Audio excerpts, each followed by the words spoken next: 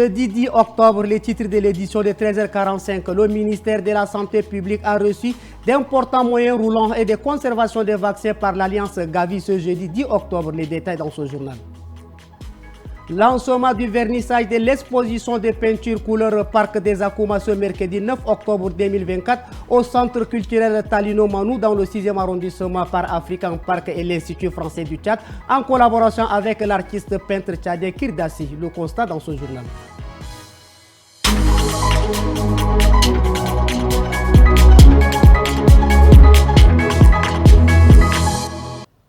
Mesdames et messieurs, bonjour. Le ministre des Affaires étrangères Abdrahman Koulamala a reçu ce jeudi 10 octobre une délégation zimbabwéenne conduite par la présidente du Sénat, Madame Mabel Chinomana, en visite de travail au Tchad. Cette délégation a profité de l'occasion pour s'entretenir avec le chef de la diplomatie tchadienne sur des questions fondamentales relatives à la coopération bilatérale et au renforcement des liens de partenariat entre les deux nations. La montée des eaux des fleuves Chari et Logon continue d'inquiéter des familles. Dans les quartiers Chagwa et Sabangali, c'est le calme avant le déferlement. Entre-temps, des jeunes s'organisent pour lutter contre la crue avec les moyens qui sont les leurs. Aimé Dolinassou et Maxime Solmengar. De Chagwa en passant par le quartier Sabangali, la menace est réelle. L'eau monte, tout ne tient qu'à un fil. À Sabangali, une partie de la zone est déjà inondée. De jeunes luttent désespérément contre la crue. On ferme ici, ça sort pas ici. On ferme par-ci, ça sort pas ici. Et les gens de coopération suisse avec un maire de la ville du 3e arrondissement, ils sont venus ici. Ils sont amenés des sables et avec les jeunes associations, des jeunes éléments, ils sont venus et on a fait le boulot là un peu. Voici l'eau là, ça nous en train de nous menacer. Ces 3 derniers jours, le niveau de l'eau a augmenté de 3 cm, dépassant le pic de 2022, qui était de 7,16 mètres. Aujourd'hui, le niveau de l'eau est à 8,18 mètres. Le chef du gouvernement appelle à la solidarité. Nous devons nous mobiliser davantage pour faire face à toute éventualité. Dès ce soir, le comité doit fournir des sacs de jute. Nous devons donc être sur le terrain afin de solutionner les points critiques. Selon le bilan de l'OCHA, ces inondations ont tué plus de 300 personnes et affecté plus d'1 million de personnes et les eaux continuent de monter. L'Alliance Gavi a remis ce 10 octobre 2024 d'importants moyens roulants et de conservation des vaccins au ministère de la Santé publique. Rimteda Alfred et Solmengar Maxime nous en disent plus.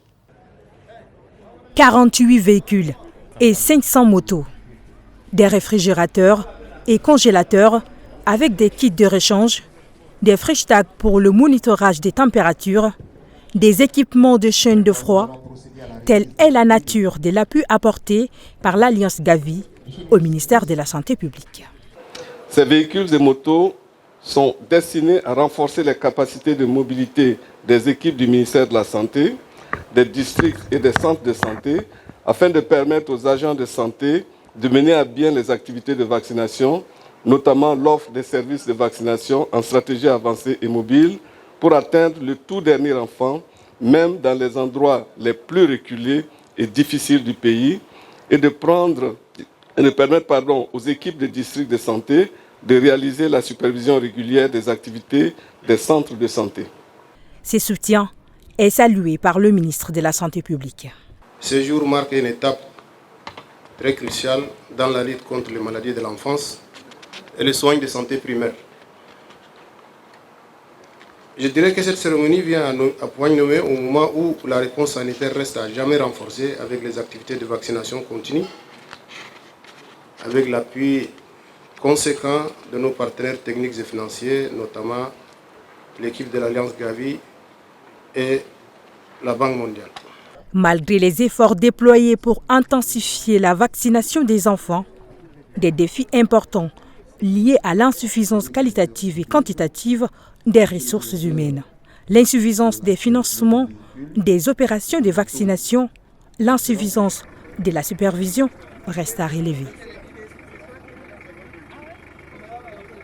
African Park et l'Institut français du Tchad, en collaboration avec l'artiste peintre tchadien Kirdassi, ont procédé au lancement du vernissage de l'exposition des peintures couleur Parc des Akouma ce mercredi 9 octobre 2024 au Centre culturel Talino Manou, dans le 6e arrondissement. Des œuvres réalisées par 10 jeunes de Goz-Djarat, une localité située au nord-est du Parc national des Akouma, lors d'un atelier organisé en mai dernier au camp d'Ari. Baylassam Emmanuel et Gilles Christ.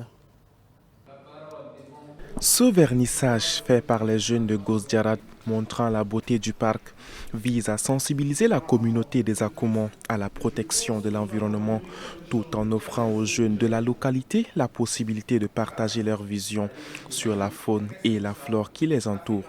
À travers ces œuvres inspirantes, les communautés des Akoumans sèmeront les graines de conservation de l'écosystème tchadien dans leur culture.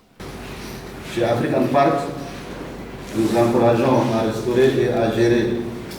Nous nous engageons à restaurer et à gérer les aires protégées, comme le Parc national des Akouma. Notre mission dépasse la simple protection de la nature. Nous aspirons à créer un équilibre durable entre la conservation et le développement communautaire. Actuellement, notre portefeuille comprend 22 aires protégées en Afrique, dans 12 pays.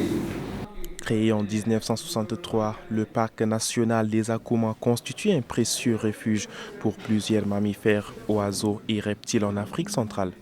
Pour clore ce journal qui dit 13h45 dit actualité internationale, aujourd'hui nous vous présentons une compilation signée Baylassam Emmanuel. En RDC, le 4 octobre 2024, le gouvernement a pris une série de mesures suite au naufrage le 3 octobre d'une embarcation sur le lac Kivu qui a fait au moins 33 morts selon le dernier bilan de la protection civile locale. Parmi ces mesures, l'interdiction de naviguer de nuit a surpris des voyageurs au port de Goma ce 9 octobre. Les propriétaires de bateaux, eux, appellent plutôt les autorités congolaises à mettre sur place des mesures de contrôle technique. Au Sénégal, le ministère de l'Éducation nationale a publié un arrêté le 6 octobre sur le respect des croyances religieuses. Ce texte impose à l'ensemble des établissements, qu'ils soient publics ou privés, d'accepter le port de signes religieux tels que le voile, la croix ou les perles sacrées tant qu'ils ne nuisent pas à l'identification de l'élève. Cet arrêté a été adopté à la demande d'Ousmane Sonko suite à une relance du débat sur le foulard islamique en milieu scolaire par le Premier ministre. Le 30 juillet, après une cérémonie récompensant les meilleurs élèves du Sénégal, le Premier ministre avait affirmé qu'il ne serait plus autorisé d'interdire le port du voile dans les écoles et qu'un arrêté était nécessaire. Les cas de refus d'accès liés au port de signes religieux sont rares, aucun n'ayant été signalé depuis 2019. Cependant, le 8 octobre, une élève a dû enlever son voile pour pouvoir participer aux cours dans son établissement catholique, selon sa mère jointe par RFI. Les trois principaux syndicats qui devaient débuter ce jeudi 10 octobre une grève illimitée pour exiger des actions de lutte contre le galamsey, c'est-à-dire l'orpaillage illégal au Ghana, ont finalement levé leur action. Les syndicats sont satisfaits par les mesures annoncées par le gouvernement pour lutter contre le phénomène, une décision qui ne convient cependant pas à tout le monde. Dans un communiqué publié dans la soirée, l'organisation assure que ces nouvelles mesures ne changeaient pas de celles présentes lors d'une précédente réunion à l'issue de laquelle l'appel à la grève avait pourtant été maintenu. L'UTAC et d'autres organisations professionnelles ont annoncé ce mercredi soir se réunir pour établir d'éventuelles actions sans le soutien des trois principaux syndicats. D'autres actions contre le galamsey doivent néanmoins se tenir ces prochaines semaines, à commencer par une manifestation du diocèse catholique ce vendredi dans la capitale. C'est tout pour ce journal d'information. Merci de votre fidélité. Tchad Info, c'est l'information en continu.